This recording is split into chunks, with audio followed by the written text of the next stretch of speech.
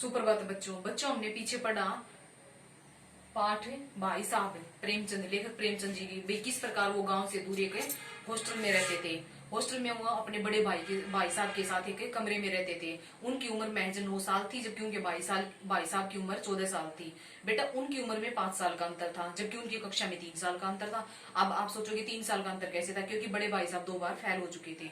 लेकिन फिर भी वो अपने छोटे भाई को नसीहत देते रहते थे पढ़ने के बारे में। जबकि लेखक का कहना था कि वो पढ़ने की बजाय एक शब्द को बार बार घुमाते रहते हैं नोटबुक के अंदर या कुछ चित्र वगैरह बनाते रहते हैं।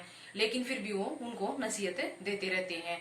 उन्हें नसीहत देते उन्होंने कई उदाहरण भी दिए हैं। जैसे लेखक को उनके बड़े भाई साहब कहते हैं रावण के बारे में बताते हैं, कभी अंग्रेजों के बारे में बताते हैं। वो यहाँ तक कहते हैं लेखक को कि आप गाँव क्यों नहीं चले जाते, आप दादा की कमाई यहाँ पे क्यों उड़ा रहे हो, जबकि हम जितनी हॉस्टल में अपना खर्च व्यतीत करते हैं उतना दादा और माँ ने अपनी आधी जीवन गुजारने में लगा दिया। बच्चों बार बार वो लेखक को समझाते रहते हैं। लेखक इस बात से खिंचते भी हैं और उनका वर्णन करते हैं, लेकिन लेखक फिर भी अपने दर्जे में अव्वल आते हैं, जबकि उनके जो बड़े भाई साहब हैं वो फेल हो जाते हैं। लेकिन लेखक इस तरफ ध्यान नहीं देते। और इस प्रकार इस कहानी में क्या दिखाया गया है, उम्र और तजुर्बे का ज्ञान बच्चों सब ज्ञानों से ऊपर होता है। लेकिन हमें अपनी मेहनत की तरफ ध्यान देना चाहिए, मेहनत हमेशा सफलता मिलती है। अब हम इसके शब्दार्थ लेते हैं बच्चों। शब्दार्थ हमारा पहला क्या है, कनकोई। कनकोई क्या होता है बच्चों, पतंग। जब हमें पतंग उड़ाते हैं, जैसे संक्रांति हमारा मकर संक्रांति के ऊपर होता है हमारे देश के अंदर। फिर है बेटा दर्जा। दर्जा क्या होती है, कक्षा, क्लास। फिर है तालीम। तालीम क्या होती है बच्चों, शिक्षा। फिर है बुनियाद। बुनियाद क्या होती है बच्चों, आधार या स्थापना, किसी चीज की बुनियाद। अब है आलीशान। आलीशान क्या होता है बच्चों, भव्य, शानदार। हरदम। हरदम क्या होता है बेटा, नित्य लगातार कोई कार्य बार बार करना। इबारत क्या होती है बच्चों, अर्थ, किसी चीज का अर्थ।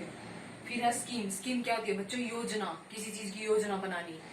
फिर है अवल। अवल होता है बेटा पहले या प्रथम। नसीहत। नसीहत बच्चों क्या होती है, उपदेश, किसी को उपदेश देना है, किसी को सीख देना। फिर है फजीयत। फजीयत क्या होती है बेटा, कलंक या मिथ्यावाद, भाई किसी के बारे में झूठ बोलना, किसी के बारे में झूठी ये कह रहा है वो कह रहा है। बेटा अब हम करेंगे इसके प्रश्न उत्तर। हमारा पहला प्रश्न है, पहली बार प्रयास होने पर बड़े भाई साहब की क्या प्रतिक्रिया थी। बेटा बड़े भाई साहब जब पहली बार पास हुए तो उनका आत्मविश्वास बढ़ा, उनका आत्म अभिमान बढ़ा, कि क्योंकि वो पहली बार पास हुए थे, जो मेहनत की थी उसमें वो सफल हो गए थे। दूसरा बेटा बड़े भाई साहब की पन्नों पर क्या क्या बनाते रहते थे। बेटा बड़े भाई साहब पन्नों पर क्या बनाते थे, कुत्ते बिल्ली चिड़िया बनाते रहते थे। वो अलग अलग प्रकार के चित्र बनाते थे, जबकि एक शब्द को बार बार घुमाते रहते थे। नेक्स्ट हमारा, लेखक की रुचि किन कार्यों में थी। लेखक की रुचि किसमें थी बच्चों, सबको पता है, हमने कहानी पढ़ी। लेखक की रुचि खेल कूद में ज्यादा थी, वो मस्तीपूर्ण कार्यों में व्यस्त रहते थे।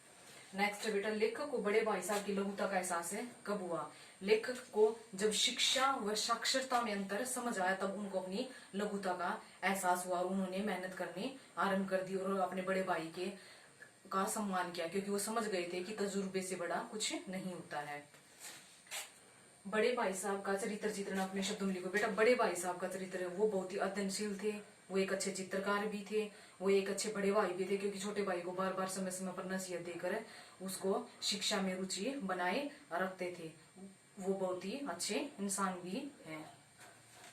प्रस्तुत पाठ के आधार पर मुंशी प्रेमचंद की भाषा शैली पर प्रकाश डालना। बेटा मुंशी प्रेमचंद की भाषा वैसे तो बच्चों सरल व सरस होती है, उनकी कहानियां बहुत ही अच्छी होती है जो समझ आ जाती हैं, लेकिन उनकी कहानियों में मुहावरों की अधिकता बहुत अधिक होती है और कुछ शब्द भी मिलते हैं मुहावरे। जैसे बच्चा उन्होंने कहा था कि सिर पर नंगी तलवार लटकना, दांतों में पसीना आना, अंधे के हाथ पटेर लगना, लोहे के चने चबाना आदि बहुत से मुहावरों का प्रयोग किया है। इसके अलावा उन्होंने बहुत से समासों का प्रयोग भी किया है, जैसे सुख दुख में द्वंद्व समास है। फिर उन्होंने किया ग्रामगत में क्या था, तत्पुरुष समास था। फिर उन्होंने नीलकंठ में बहुबरी और कर्मधारय दोनों समास थे। तो इसके साथ साथ उन्होंने अपनी भाषा में समासों का प्रयोग भी बहुत ज्यादा किया है बच्चों।